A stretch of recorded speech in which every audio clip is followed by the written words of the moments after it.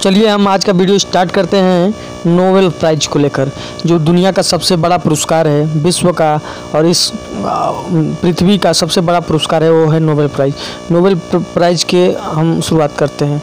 Nobel prize का शुरुआत जो स्वीडन के जो केमिकल इंजीनियर थे और स्वीडन के जो वैज्ञानिक थे, अल्फ्रेड नोबेल जी के स्मृति में, याद में नोबेल प्राइज़ दिया जाता है। नोबेल प्राइज़ जब अल्फ्रेड नोबेल जी की मृत्यु हुई तो उसके बाद से लोगों ने देखा कि उन्होंने अपनी सारी संपत्ति दान दे दिया है, और उन्होंने दान दिया है कि जो भी लोग साहित्य के क्षेत्र में, विज्ञान के क्षेत्र में, चिकित्सा के क्षेत्र में अच्छा काम करेंगे, उनको मेरे जो भी संपत्ति है उससे लोगों को पुरस्कार दिया जाए। इस प्रकार से नोबेल शुरुआत हुई। अल्फ्रेड नोबेल जी एक केमिकल इंजीनियर थे और 1867 ईस्वी में डायनामाइट का आविष्कार किए थे। 1867 में डायनामाइट का आविष्कार अल्फ्रेड नोबेल जी, जिनके याद में नोबेल प्राइज़ दिया गया था, वो एक वैज्ञानिक भी थे। उन्होंने डायनामाइट का आविष्कार किया था और उनकी मृत्यु 1896 ईस्वी में हो गया था। उनकी मृत्यु 1896 ईस्वी में हुआ था। इस प्रकार से जो अल्फ्रेड नोबेल थे वो अविवाहित थे, उन्होंने ज़िंदगी में कभी शादी भी नहीं किया था। और इस प्रकार से नोबेल पुरस्कार पाने वाले लोग बहुत ही खुदकिस्मत होते हैं। ये विश्व का सबसे बड़ा पुरस्कार है और नोबेल पुरस्कार की घोषणा अक्टूबर महीने में किया जाता है और 10 दिसंबर को अल्फ्रेड नोबेल की पुण्यतिथि के दिन नोबेल प्राइज़ का डिस्ट्रीब्यूशन होता है, यानी कि वितरित किया जाता है 10 दिसंबर को नोबेल प्राइज़ वितरित किया जाता है। 1901 से 2021 तक लगभग 943 लोगों को, 943 लोगों को अभी तक नोबेल प्राइज़ मिल चुका है और 25 संस्थाओं को, 25 ऑर्गेनाइजेशन को अभी तक नोबेल प्राइज़ मिला है। इस प्रकार हम लोगों बहुत अच्छे से नोबेल प्राइज़ को देख रहे हैं कि 943 लोगों को और 25 संस्थाओं को नोबेल प्राइज़ मिला है। सबसे कम उम्र में जो नोबेल प्राइज़ पाने का खिताब है वो पाकिस्तानी लड़की मलाला यूसुफ़ज़ई के नाम है। मलाला यूसुफ़ज़ई को मात्र 17 साल की उम्र में नोबेल प्राइज़ शांति के क्षेत्र में मिला था। उन्होंने पाकिस्तान की लड़कियों को शिक्षा के बारे में मुद्दा उठाया था। इस प्रकार से मलाला यूसुफ़ज़ई को मात्र 17 साल की उम्र में दुनिया की सबसे कम उम्र में मलाला यूसुफ़ज़ई को 17 साल की उम्र में नोबेल प्राइज़ मिला था।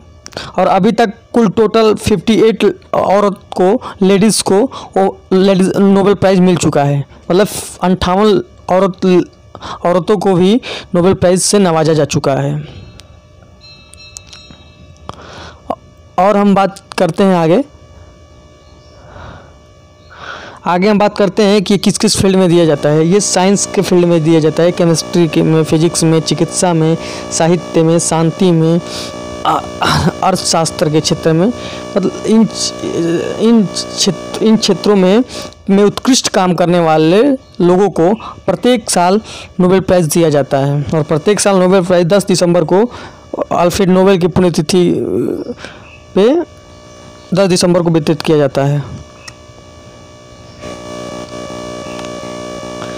इस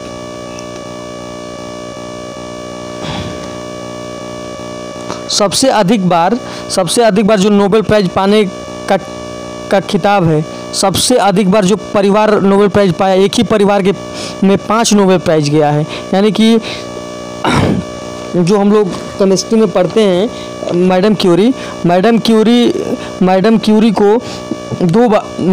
को रेडियो सक्रियता की खोज की है, उनको 2 बार नोबेल प्राइज़ मिल चुका है। मैडम क्यूरी को 2 बार नोबेल प्राइज़ मिल चुका है।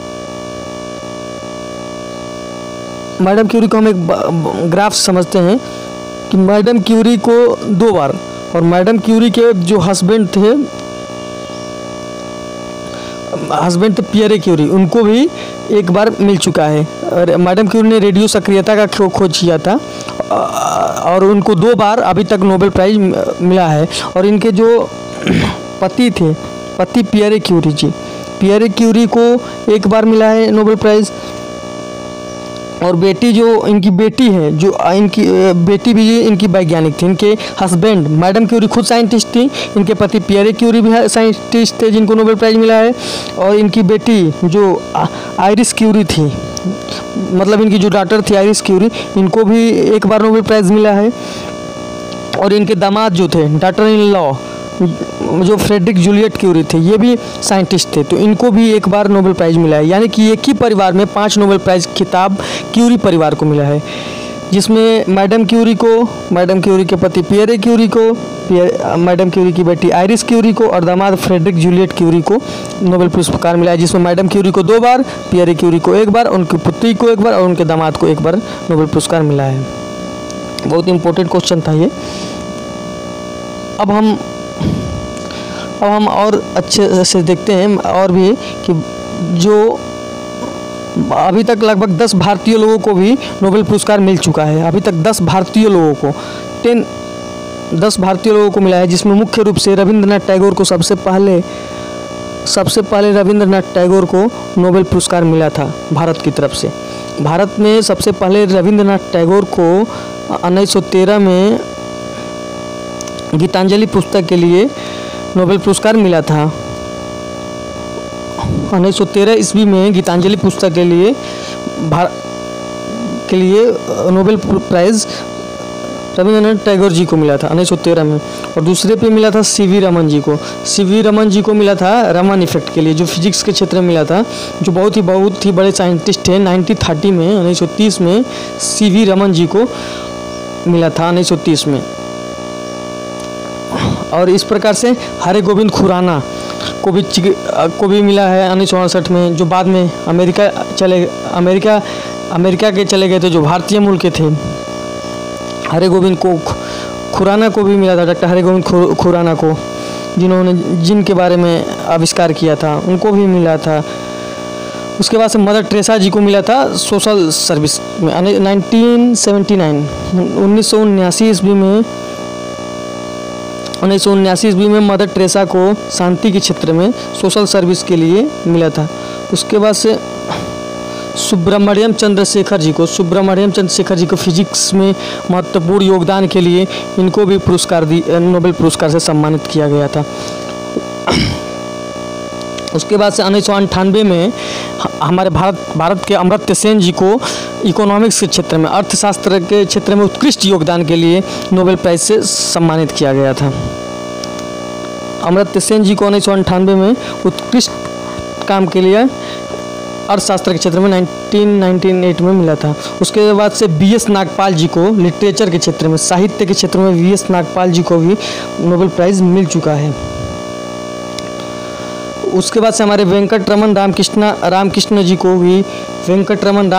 को भी मिला है। हमारे कैलाश सत्यार्थी जी को भी नोबेल प्राइज़ मिल चुका है, जिसमें कैलाश सत्यार्थी और मलाला यूसुफजई को, दोनों लोगों को शांति के क्षेत्र में संयुक्त रूप से नोबेल प्राइज़ मिला था। अभिजीत विनायक बनर्जी जो थी, उनको भी उत्कृष्ट काम के लिए नोबेल प्राइज़ मिल चुका है। इस प्रकार से नोबेल प्राइज़ दुनिया का सबसे बड़ा पुरस्कार है। और ऐसे ही हम लोग पढ़ते रहेंगे, आगे बढ़ते रहेंगे और जानकारी लेते रहेंगे। फिर से एक बार मिलकर बोलते हैं भारत माता की जय।